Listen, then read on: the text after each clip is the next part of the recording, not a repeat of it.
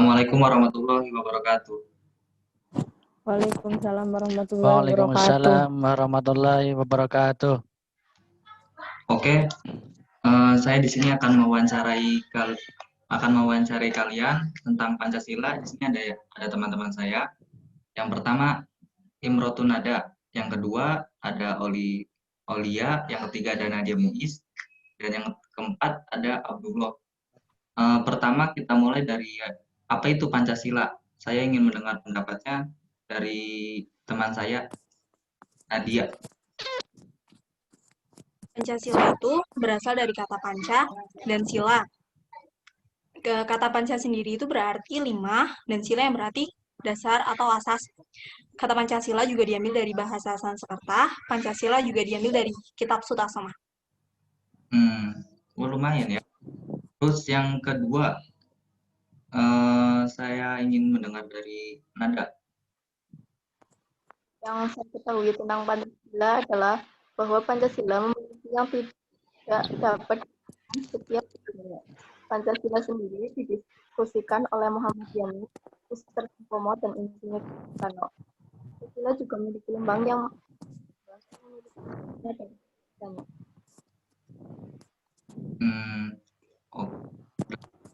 Sekarang yang ketiga dari Olia, apa itu Pancasila?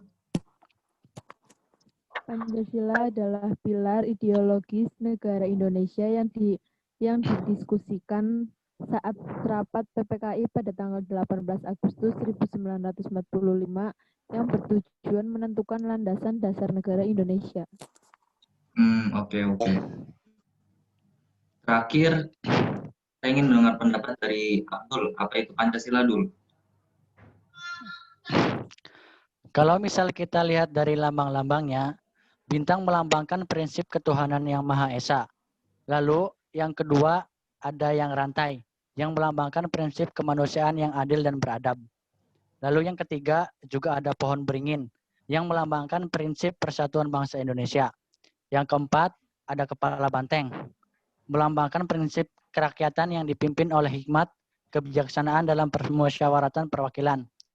Dan yang kelima ada padi dan kapas, yang melambangkan keadilan sosial bagi rakyat Indonesia. Lalu warna merah putih pada perisai Garuda melambangkan bendera nasional negara Indonesia. Warna merah ini berarti berani dan putih berarti suci atau kemurnian. Garis hitam tebal pada sayap burung Garuda melambangkan wilayah Indonesia yang dilalui oleh garis khatulistiwa.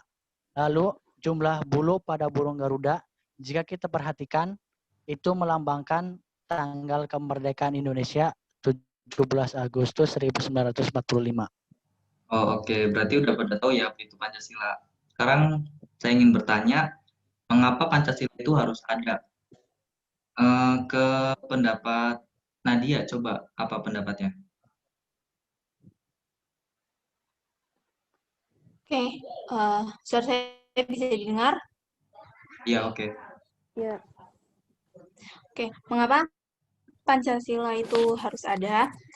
Karena menurut saya sebagai landasan dasar negara Indonesia, Pancasila itu memiliki kekuatan yang mengatur penyelenggaraan aparatur negara sesuai dengan UUD 1945.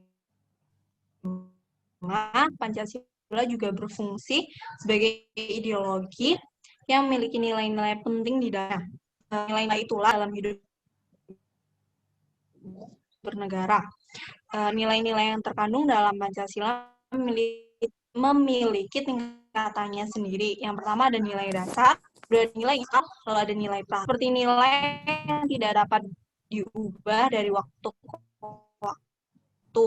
Contohnya ketuhanan, kemanusiaan, persatuan, musyawarah, dan keadilan. Yang kedua ada nilai instrumental. Nilai dapat kita katakan sebagai nilai yang dapat diukur dan dapat diubah, contohnya seperti penjabaran dari nilai dasar dalam bentuk Undang-Undang Dasar 1945. Tata urutan perundang-undangan negara menurut Undang-Undang Nomor 10 Tahun 2004. Yang ketiga ada nilai praktis. Nilai praktis adalah nilai yang biasa kita bilang, nilai yang merupakan penjabaran lebih lanjut dari nilai dasar dan instrumental. Nah, pada nilai praktis ini dilakukan dalam kehidupan sehari-hari seperti sila ketiga, kita harus menjunjung tinggi persatuan dan kesatuan bangsa Indonesia. Tapi tidak banyak dari kita mengerti arti nilai-nilai dari Pancasila tersebut, namun hanya sekedar mengerti saja, tidak berperilaku sesuai dengan nilai-nilai Pancasila tersebut dan mengimplementasikan ke kehidupan sehari-hari. Oke, sekarang kita beralih ke makna-makna Pancasila ya. Berarti apa sih yang terkandung dalam makna Pancasila? Oke, saya dengar pendapatnya dari Nada. Makna dari sila Pancasila.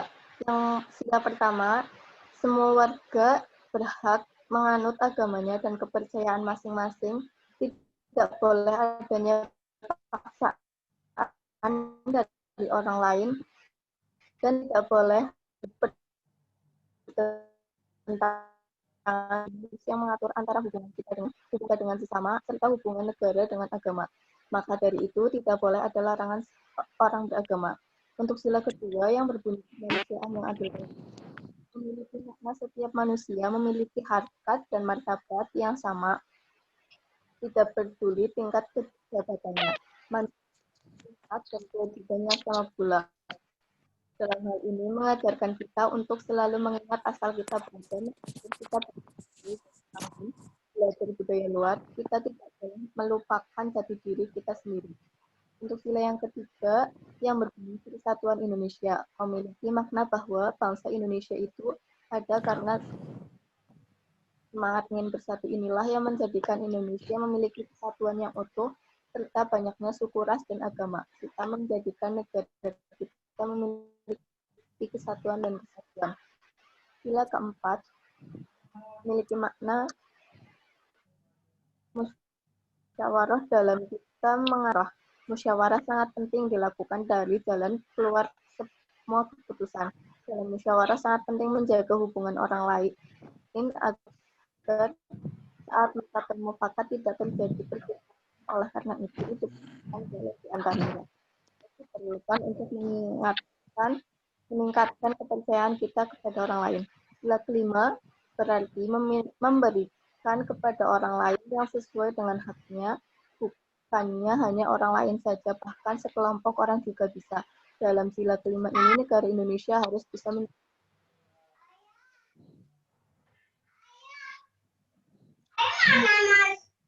Di itu belakang.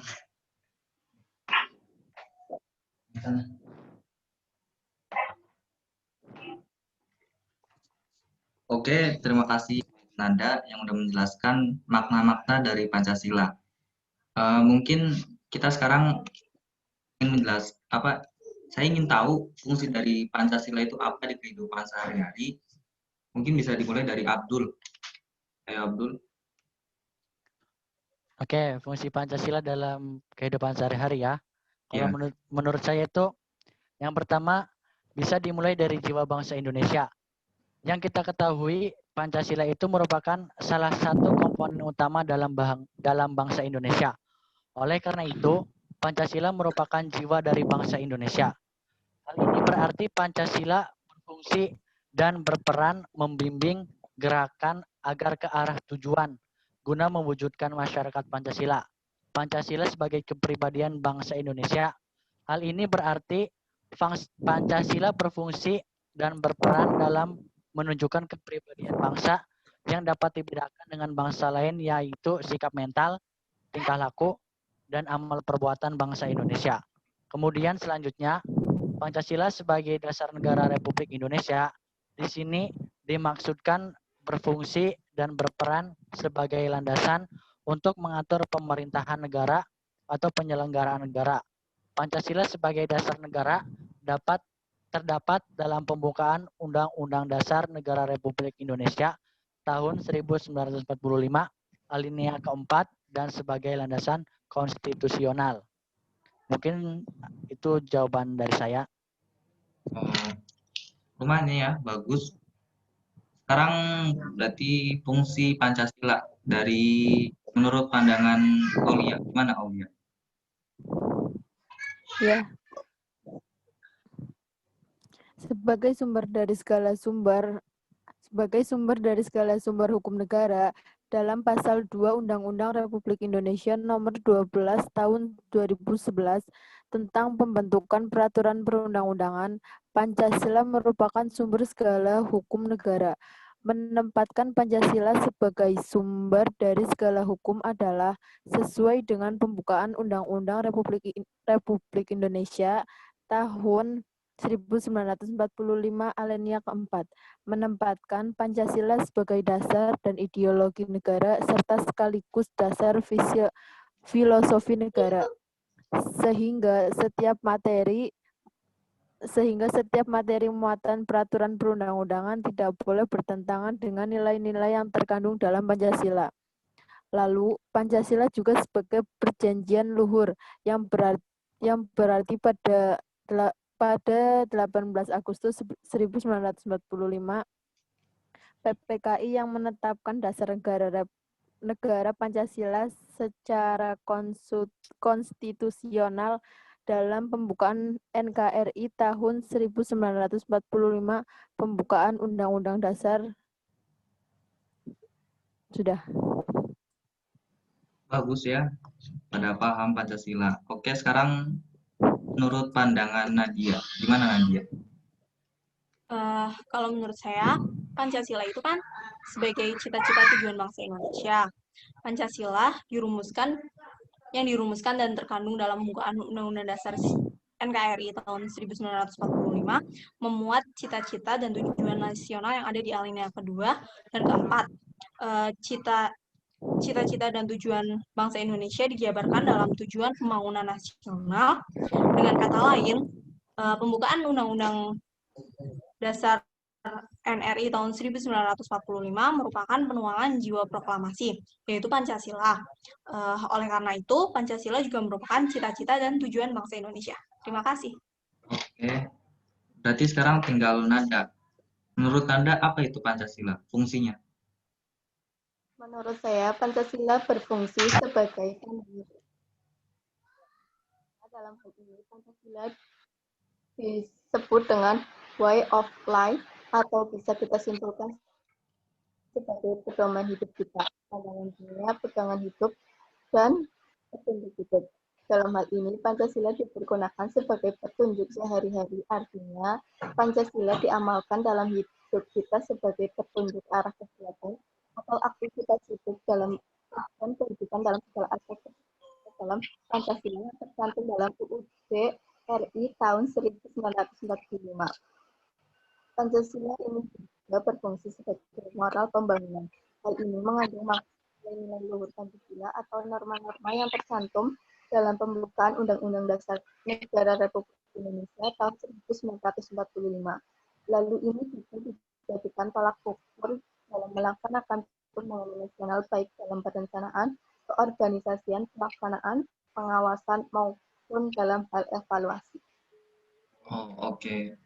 Ini kan kalian udah pada kuliah ya. Nah, cara kalian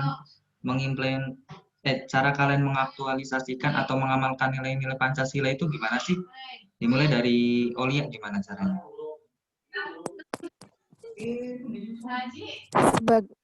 Bagaimana cara kalian mengaktualisasikan?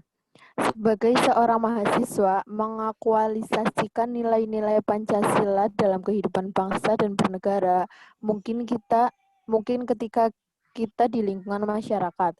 Salah satu contoh yang dapat diwujudkan adalah dengan cara menaati peraturan rambu lalu lintas, lalu mengutamakan toleransi dalam menjalankan ibadah. Terima kasih. Oke, berarti tadi di lingkungan masyarakat ya. Sekarang coba Ya. Abdul, gimana Abdul? Cara mengaktualisasikan atau mengamalkan nilai-nilai Pancasila. Terima kasih ya, Riza. Saya akan coba menjawab pertanyaannya. Cara mengaktualisasikan Pancasila dalam kehidupan sehari-hari ya?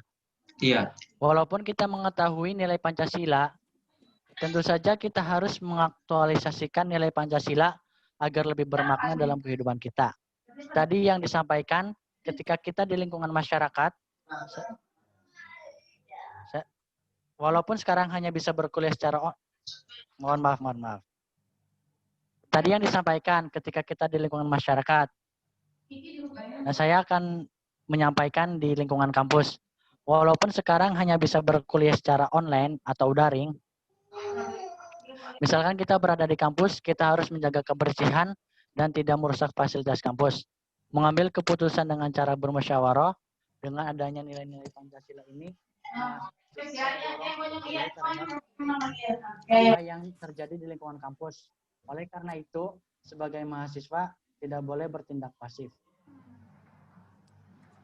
Oh, oke. Berarti gitu ya. Sekarang Nada, gimana cara kamu mengaktualisasikan nilai Pancasila? Mengaktualisasikan di lingkungan keluarga. Kalau di lingkungan keluarga, mahasiswa dapat mengaktualisasikan nilai Pancasila dengan rajin menabung, tidak hidup boros, dan itu semua merupakan dari sila kelima. Kemudian membantu orang tua. Jika diperintah orang tua, jangan marah-marah dan juga tidak mengambil uang orang tua dalam diam-diam dan sebagainya. Oh, oke. Berarti udah pada tahu ya cara mengaktualisasikan yang gimana. Sekarang, apa sih hubungannya Pancasila dengan kehidupan berbangsa? Saya ingin tahu pendapat dari Abdul. Gimana Abdul? Halo Abdul?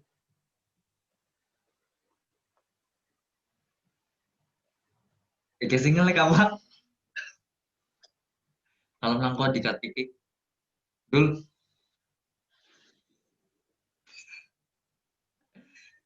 Ya wis aja Abdul. Oke, baik wis. Kan? Cek. Oke. Cek. Ya, oke tuh. Oke. Mohon maaf teman-teman, tadi saya sedikit gangguan. Ya, nggak apa-apa dong. Biasa masalah sinyal. Tadi apa ya pertanyaannya, Za? Hubungan Pancasila dalam kehidupan berbangsa. Oh, itu ya. Hubungan Pancasila dengan kehidupan berbangsa ya. Iya. Kalau menurut pendapat saya pribadi ya, jelas pasti sangat berhubungan. Nah, mengapa bisa berhubungan? Yang pertama itu sebagai jiwa bangsa Indonesia. Ini jelas sekali karena Pancasila itu merupakan dasar negara Indonesia dan juga ideologi negara. Lalu yang kedua yaitu jiwa kepribadian bangsa. Mengapa? Nah, mengapa? Karena Pancasila ini merupakan pedoman hidup bagi negara Indonesia. Jadi cara kita bertingkah laku, bertutur kata, itu semua berdasarkan sila-sila yang ada pada Pancasila. Lalu yang ketiga, ini adalah sumber dari segala sumber hukum atau sebagai sumber hukum dasar nasional. Yang keempat, ada juga perjanjian luhur bangsa. Yang kelima, juga pandangan hidup yang mempersatukan bangsa Indonesia. Lalu yang keenam ini, yang paling penting, yaitu sebagai cita-cita dan tujuan bangsa Indonesia. Kalau kita belajar di masa SMP dan SMA, biasanya kita suka menemukan cita-cita dan tujuan dan cita-cita dan tujuan seluruh bangsa Indonesia di dalam pembukaan Undang-Undang Dasar Negara Republik Indonesia tahun 1945 dalam alinea yang keempat, yaitu melindungi segenap bangsa Indonesia dan seluruh tumpah darah Indonesia, memajukan kesejahteraan umum, mencerdaskan kehidupan bangsa, dan juga ikut melaksanakan ketertiban dunia yang berdasarkan kemerdekaan, perdamaian abadi, dan keadilan sosial. Lalu yang ketujuh, sebagai satu-satunya asas bangsa Indonesia. Dan yang terakhir adalah modal pembangunan. Nah, meskipun Pancasila memiliki 5 sila, akan tetapi kelima sila tersebut merupakan kesatuan yang utuh dan tidak dapat berdiri sendiri. Maka Pancasila ini merupakan way of life atau pedoman hidup. Jadi memiliki butir-butir sila yang berguna untuk kehidupan berbangsa dan bernegara. Sekian itu mungkin jawaban singkat yang bisa saya sampaikan. Mohon maaf apabila ada yang salah. Oke, berarti kesimpulan yang dapat kita ambil di wawancara hari ini, menurut saya mungkin Pancasila ini sangat memiliki peran yang begitu tinggi dalam negara kita sebagai generasi milenial, kita harus mengamalkan butir dari setiap sila, karena Pancasila yang merupakan dasar negara Indonesia mengandung segala aspek dari kehidupan sehari-hari. Begitu pula kita harus menanamkan nilai-nilai Pancasila pada generasi ke depan kita sejak dini melalui pendidikan Pancasila dan sebagainya. Oke, terima kasih kawan-kawan. Mungkin sekian wawancara dari saya. Wassalamualaikum warahmatullahi wabarakatuh. Waalaikumsalam warahmatullahi wabarakatuh.